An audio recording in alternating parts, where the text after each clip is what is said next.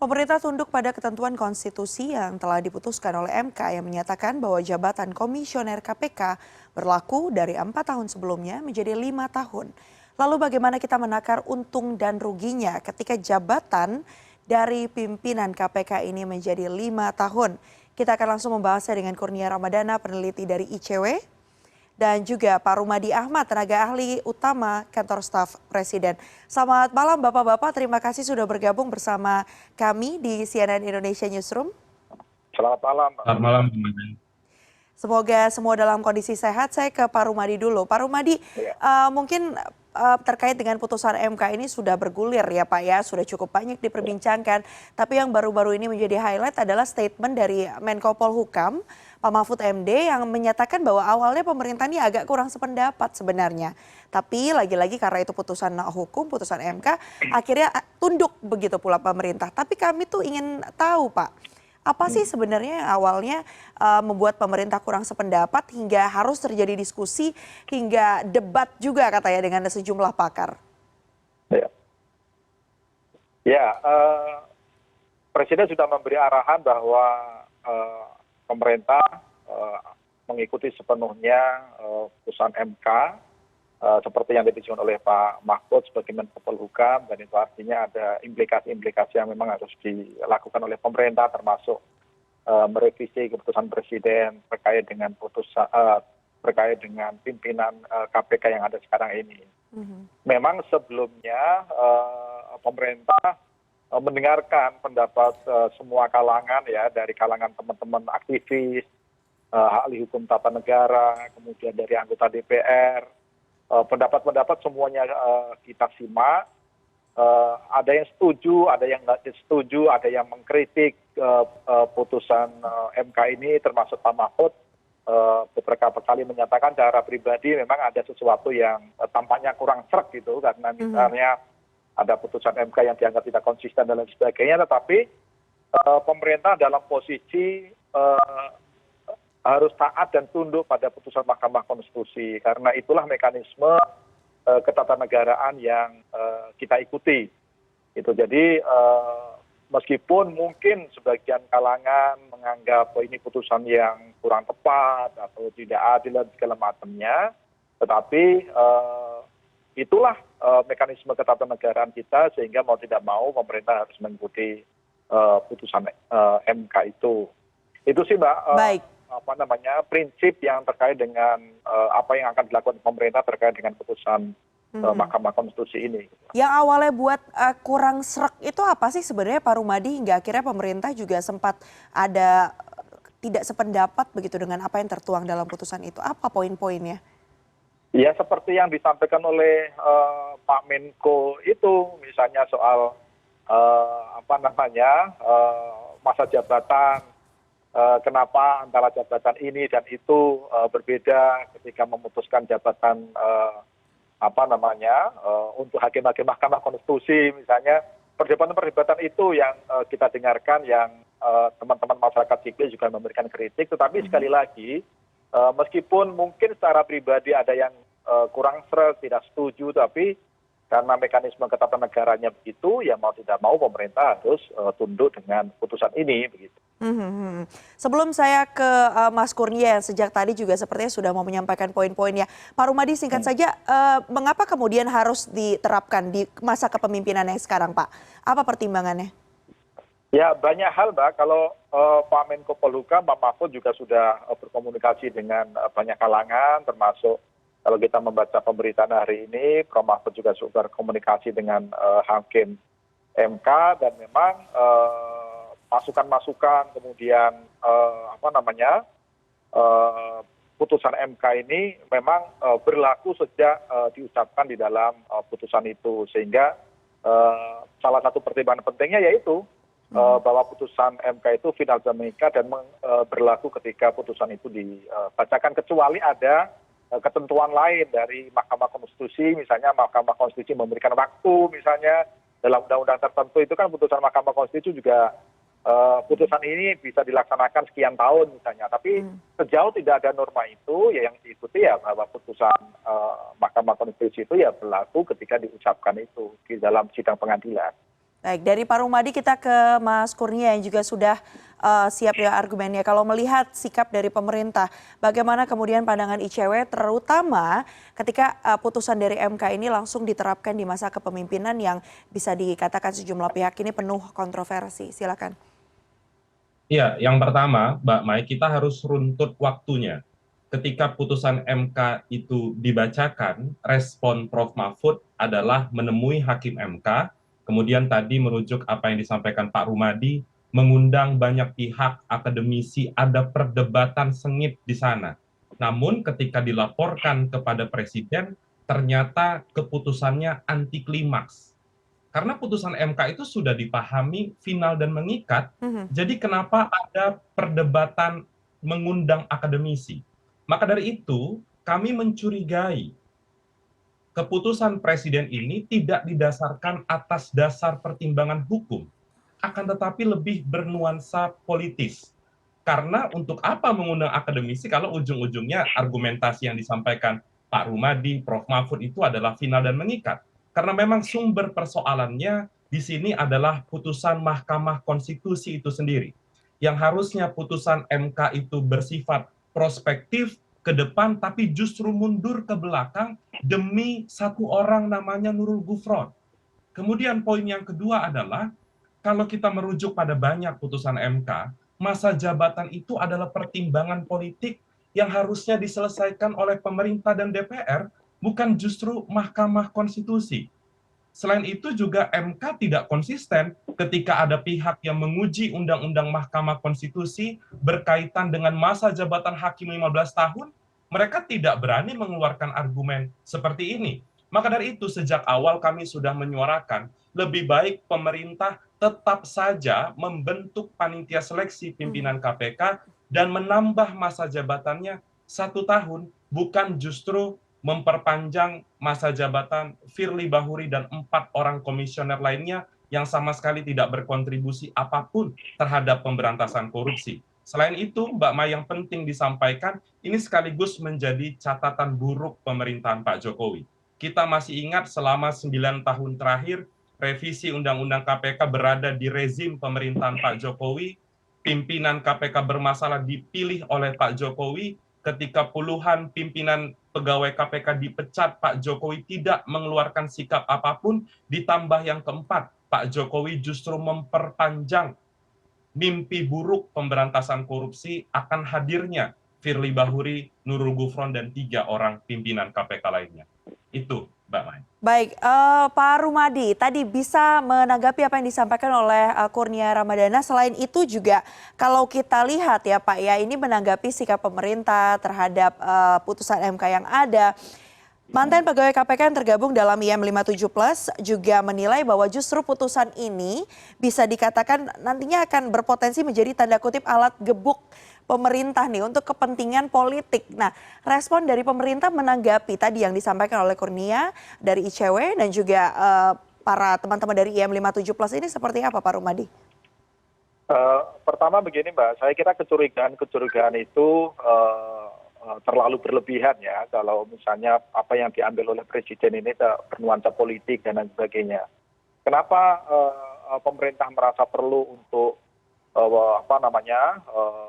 berkonsultasi dengan banyak pihak? Itu karena memang kita juga mendengarkan bahwa masyarakat itu memberikan penilaian yang macam-macam terkait dengan putusan MK ini. Dan kami tahu teman-teman aktivis anti korupsi, kemudian beberapa teman aktivis yang bergerak dalam isu-isu kebernegaraan memang memberikan penilaian yang kritis terhadap putusan MK ini. Kami mendengarkan dan pemerintah mendengarkan semuanya termasuk presiden mendengarkan semua pendapat-pendapat itu. Karena persoalan inilah yang kemudian pemerintah merasa perlu untuk menyaring dulu bagaimana pendapat-pendapat yang ada dalam masyarakat. Tetapi kan prinsipnya begini, apapun tindakan yang dilakukan oleh pemerintah dalam hal ini presiden, presiden tidak mungkin menyimpangi dari putusan Mahkamah Konstitusi. Jadi itu prinsipnya. Makanya meskipun tadi yang dikatakan oleh Prof. Mahfud dan juga yang saya tegaskan, meskipun misalnya dalam sisi perdebatan akademik kita misalnya tidak setuju dengan putusan Mahkamah Konstitusi ini, tetapi inilah pilihan yang memang harus diambil sebagai konsekuensi ketatanegaraan yang sudah kita sepakati bersama. Baik. Terlepas tadi ya, Mas Kurnia punya penilaian terhadap pimpinan KPK yang ada sekarang ini, kami tahu teman-teman aktivis anti korupsi ini memang memberikan penilaian yang sangat kritis terhadap pimpinan KPK, dan saya kira itu sehat-sehat saja sebagai bagian dari kontrol masyarakat sipil terhadap kinerja lembaga pemberantasan anti korupsi yang memang diberikan mandat oleh undang-undang. Saya kira itu hal yang wajar, dan ini adalah bagian dari dinamika demokrasi, saya kira. Ya, kita tahu sama-sama bahwa aturan MK atau putusan MK ini memang sifatnya mengikat ya Pak. Tapi kemudian lagi-lagi yang dipertanyakan sejumlah pihak, apa sih sebenarnya urgensinya? Kenapa harus langsung diterapkan di masa kepemimpinan yang saat ini begitu? Yang tadi juga Bapak sempat sebutkan bahwa menjadi sorotan oleh publik maupun tadi teman-teman aktivis, ada sejumlah catatan di kepemimpinan Firly Bahuri dan kawan-kawan ini. Ya, pemerintah, terutama presiden dalam hal ini tentu tidak mau menambah komplikasi-komplikasi baru ya dari misalnya mengambil tindakan yang berbeda dengan apa yang sudah diputuskan oleh Mahkamah Konstitusi, dan itu kita paham semuanya berlaku ketika putusan itu diucapkan di dalam sidang di Mahkamah Konstitusi. Kalau misalnya pemerintah menyimpangi atau mengambil penafsiran sendiri tentang putusan itu justru akan menambah komplikasi persoalan di masa yang akan datang. Itu artinya nanti pemerintah dikatakan tidak tunduk pada putusan hukum, dan mungkin nanti juga akan ada gugatan-gugatan baru kalau misalnya pemerintah tidak melakukan putusan Mahkamah Konstitusi pada saat ini juga gitu. Karena nanti pasti akan ada pihak juga yang merasa dirugikan dari putusan dari langkah yang diambil oleh pemerintah ini. Baik, Mas Kurnia, sesuai dengan headline kita ini, untung rugi masa jabatan 5 tahun pimpinan KPK, kalau boleh saya tambahkan ini yang mulai langsung berlaku di kepemimpinan saat ini, dipimpin oleh Firly Bahuri. Menurut Anda, kalau menimbang-nimbang, ditakar-takar, untung ruginya seperti apa dan lebih banyak untung atau ruginya nih sebenarnya? Iya, keputusan Presiden ini tentu menguntungkan 5 orang pimpinan KPK dan merugikan kita semua. Kalau kita cermati, Mbak Maifri, tadi Mbak Mai sudah sempat mengatakan banyak sekali kontroversi ketika Firly Bahuri ini menjabat sebagai pimpinan KPK. ICW mencatat beberapa hal yang pasti akan terjadi 1 tahun mendatang. Yang pertama misalnya yang sudah menjadi rutin dan berkala, yaitu penindakan anjlok. Operasi tangkap tangan menurun tajam saya rasa. Kemudian yang kedua ada kesulitan dalam pendeteksian, pencarian, dan penangkapan buronan. Ada banyak kasus mangkrak di era Pak Firly Bahuri ini. Dan bukan tidak mungkin ke depan ada potensi pelanggaran kembali. Karena itu yang setiap tahun muncul dalam pemberitaan yang dilihat oleh masyarakat. Kalau dulu kita rutin sekali melihat prestasi dari KPK, sekarang justru bernada negatif yang menjurus pada kontroversi pelanggaran etik, bahkan ada yang berpotensi tindak pidana seperti mantan pimpinan Lili Pintauli. Jadi saya rasa sama sekali tidak ada manfaatnya memperpanjang pimpinan KPK sampai tahun 2024. Dan juga yang penting jadi catatan, di internal pemerintah itu kan banyak ahli hukum, termasuk guru besar hukum tata negara Profesor Mahfud MD. Pak Mahfud, apalagi yang bersangkutan sebelumnya menduduki jabatan Ketua Mahkamah Konstitusi yang paham betul putusan MK itu tidak berlaku surut dan harus diberlakukan ke depan. Jadi dengan Presiden tetap nanti secara legal formalistik menerbitkan Kepres perpanjangan Firly Bahuri, dengan sendirinya juga turut berkontribusi merusak tatanan hukum tata negara, merusak tatanan konstitusi yang sebenarnya itu tidak bermakna seperti hari ini dengan sikap dari Presiden Jokowi. Tentu masyarakat menarik misalnya dari kantor staf Presiden atau dari Pak Menko Polhukam bisa membuka catatan perdebatan akademik tadi, yang tadi Pak Rumadi sampaikan, siapa yang setuju, siapa yang tidak setuju, sehingga masyarakat bisa tercerahkan hingga sampai pada putusan akhir Pak Jokowi tetap memperpanjang Firly Bahuri. Jadi tidak hanya diucapkan, tapi bisa dibuktikan agar bisa menjadi yang tadi Pak Rumadi sampaikan, Hmm. kontrol dari masyarakat. Oke, Itu, Mbak tadi Mai. salah satu poin yang ditegaskan Pak Rumadi adalah bagaimana kemudian ini menjadi sikap teguh dari pemerintah untuk patuh pada aturan. Kita semua tahu bahwa aturan atau putusan MK ini sifatnya mengikat. Tapi lagi-lagi tadi mengutip apa yang disampaikan oleh Mas Kurnia bahwa sebenarnya aturan MK ini juga bisa diterapkan nanti ke depannya di masa kepemimpinan selanjutnya. Tapi yang justru dilakukan oleh pemerintah saat ini tim pansel yang sempat disebut sudah mulai ada diskusinya akhirnya juga dihentikan kerjanya karena ada penambahan 1 tahun lagi. Kalau ICW, catatannya itu seperti apa sih? Mengapa kemudian pemerintah begitu ngoyo tanda kutip begitu ya untuk menambah 1 tahun dan 1 tahunnya ini ditambahkan di masa kepemimpinan Firly Bahuri dan kawan-kawan, termasuk Nurul Gufron yang mengajukan pengujian ini. Ya, sebenarnya Mbak Mai, ada perbedaan sikap dari pemerintah. Kalau Hmm. terkait dengan putusan MK, Undang-Undang KPK gagah betul semua perwakilan pemerintah mengatakan pemerintah taat hukum, final and binding putusan MK harus diterapkan. Tapi pada putusan yang lain, misalnya Undang-Undang Cipta Kerja, tidak ada perwakilan pemerintah yang mengatakan pemerintah taat dengan putusan Mahkamah Konstitusi. Jadi ada cherry picking yang ditangkap oleh masyarakat bukan atas dasar hukum formil, tapi justru lebih bernuansa politis. Itu yang pertama, Mbak Maifri. Kemudian yang kedua, sebenarnya gejala janggal sikap pemerintah itu sudah terlihat sejak bulan Mei kemarin. Kalau kita merujuk pada 4 tahun lalu, saya rasa Pak Rumadi kala itu turut menyuarakan tentang KPK yang lebih baik ke depan. Hmm. Pemerintah sudah membentuk panitia seleksi pimpinan KPK pada minggu kedua bulan Mei. Tapi lihat pada minggu kedua bulan Mei, kalau saya tidak salah tanggal 17 atau tanggal 18 Mei, Pak Pratikno pidato, kami membayangkan pidato itu sudah menyampaikan nama-nama panitia seleksi pimpinan KPK. Hmm. Ternyata tidak seperti itu, pemerintah sedang menyiapkan. Jadi terlihat ada konektivitas antara pidato Pak Pratik itu, karena 2 hari kemudian Mahkamah Konstitusi sudah memutus. Jadi kami khawatir atau kami menduga pemerintah sebenarnya sudah tahu putusan Mahkamah Konstitusi itu sehingga sejak awal pemerintah enggan membentuk pansel karena khawatir nanti strateginya bisa buyar ketika dikritik masif oleh masyarakat. Baik, Itu, Mbak Mai. Pak Rumadi silahkan tanggapannya.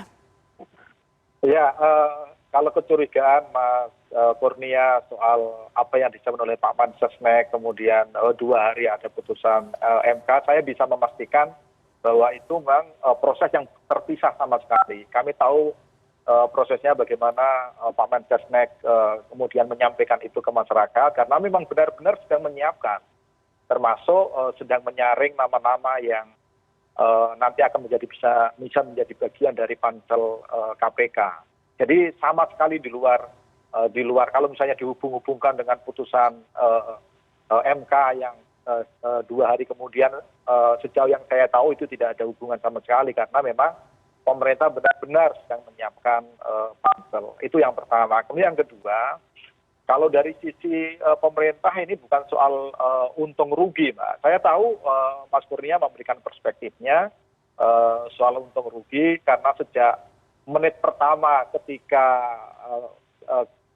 pimpinan KPK periode ini teman-teman NGO itu sudah memberikan penilaian yang sangat kritis gitu. Jadi saya bisa memahami suasana kebatinannya. Ini sudah mau habis tiba-tiba ada perpanjangan. Jadi saya bisa memahami situasi kebatinan itu, tapi bagi pemerintah ini bukan soal untung rugi, tetapi ini isunya adalah soal ketaatan pada hukum dan ketaatan pada putusan Mahkamah Konstitusi. Itu aja sebenarnya yang ingin kami luruskan dari persoalan ini. Baik, taat pada aturan konstitusi ya Pak ya. Tapi kalau terakhir mungkin tadi saya sempat tanyakan kepada Mas Kurnia, saya mau tanyakan terakhir kepada Pak Rumadi. Kalau kita bicara untung rugi masa jabatan 5 tahun pimpinan KPK langsung diberlakukan di masa kepemimpinan Firly Bahuri. Bagaimana pemerintah memandangnya?